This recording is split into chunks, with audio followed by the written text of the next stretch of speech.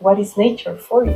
For me, nature is everything that was before humans. Humans are, of course, also part of nature. But because we look at it as if it's an outside, and we are part of nature, but what role we play is, I think, kind of the ultimate question. What do you think is that role? Humans are not living symbiotically with nature. And by some definition, we would be considered a pest. We as humans build with a lot of damage. Can society go through volunteer change? Should we live like the cave person? Nobody would voluntarily live a less developed life, a less life of privilege. How can humans be more symbiotic with the rest of nature, not be such a burden on Earth?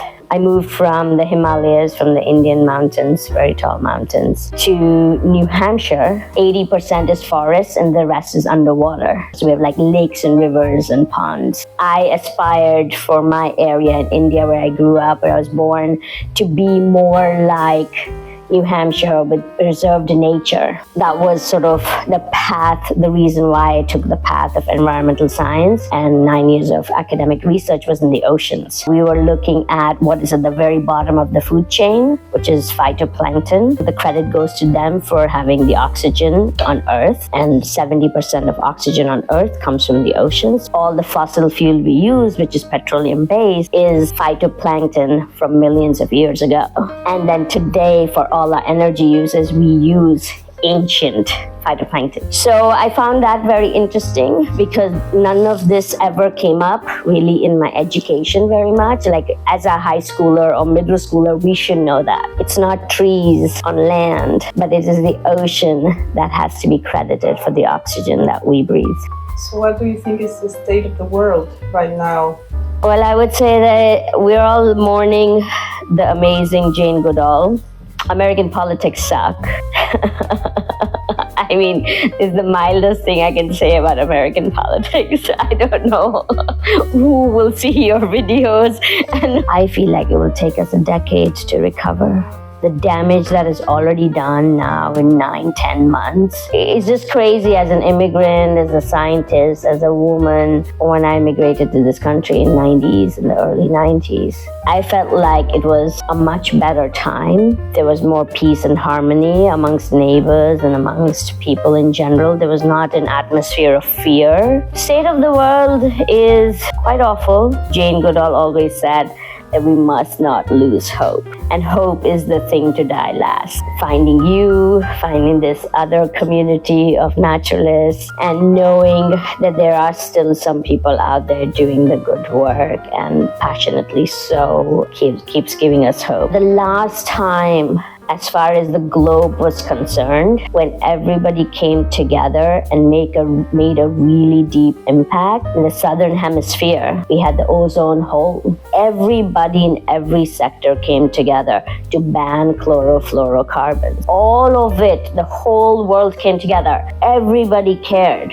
The whole world came together and said, how can we get rid of chlorofluorocarbons, but how can we still have refrigerants, and how can we still have air conditioner? Because nobody debated, where is the hole? I look up at the sky and the sky is there, there's no hole.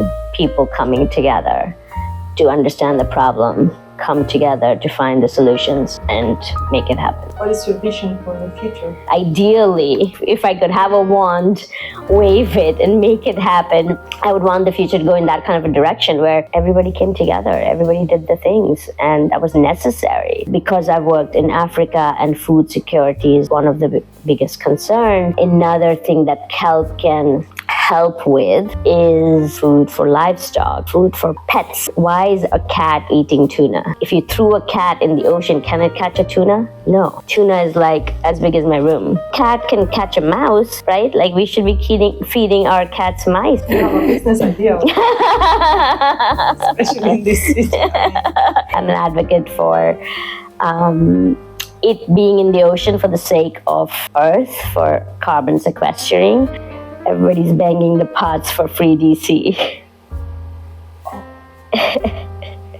I know we can't go. I don't know. Yeah. Well, it's great to hear. Yes. Yeah. I always know it's 7:00. everything that we have right now, we need to preserve. There should be no more take of fish, no more take of things. Let's not take anything from the ocean. It could be like mind-blowing things could happen. I think there's enough food. People don't need to eat fancy fish. I think that we have to figure out how we could stop generally how we measure success. If you get a little bit of money, you buy a scooter. If you get a bit more money, your aspiration is to then buy a car, right? And supposedly each of these things make your life a little bit easier. And so at the end, the question is at what cost? The money should be more equally distributed. Maybe I sound like a socialist. Nice chess. I don't know chess. What book or movie would you suggest? I'm sitting with some of the classic Rachel Carson's Silent Spring. I'm sitting with Darwin's On the Origin of Species, Elizabeth Colbert's The Sixth Extinction, The Panda's Thumb, which is Stephen Jay Gould's. And I think the simplest message is in a children's book by a French author called The Little Prince. What is under, the shape he makes? It looks like a hat, but it is a snake that has eaten an elephant. So I think imagination, which is what we need greatly to live our life better, to have solutions, to be innovative, to go on, to have hope. Then I would say WALL-E, because WALL-E is about hope. Society destroyed Earth, settled into space. Everybody was awful and unhappy and unhealthy and terrible. And then a plant grew out of a boot. It's my favorite movie too. It's amazing. It is a double-edged sword though, because it gives us hope, but at the same time it also tells us that we could do whatever and destroy this earth, and yet it will recover at some point. I take away the positive from the movie, which is that there is hope. Challenge things. Just don't accept what we are given. You must question. And at the same time, like the Little Prince, we must act like everything is connected. The people who destroy Earth, who have children, I don't understand that. You want what is best for them. You want to do everything good and honorable by them, and yet you don't make any change. At least in my lifetime, I should achieve or try to achieve or work towards improving it, so that anybody that comes after me, they've inherited something better, not worse, not diminished. As much as it is individual battle, I think it's a battle through, that you have a community that battles through with you. Have your systems that protects your peace and happiness. If we as conservationists, naturalists, environmentalists are putting in so much energy towards conservations, towards nature, towards preservation, towards sustainability, but 99% of the world's population is not doing this work, then we are fighting against laws of physics. So if you think about it, we can just give up. But the message is to not give up, because I want my life to mean something.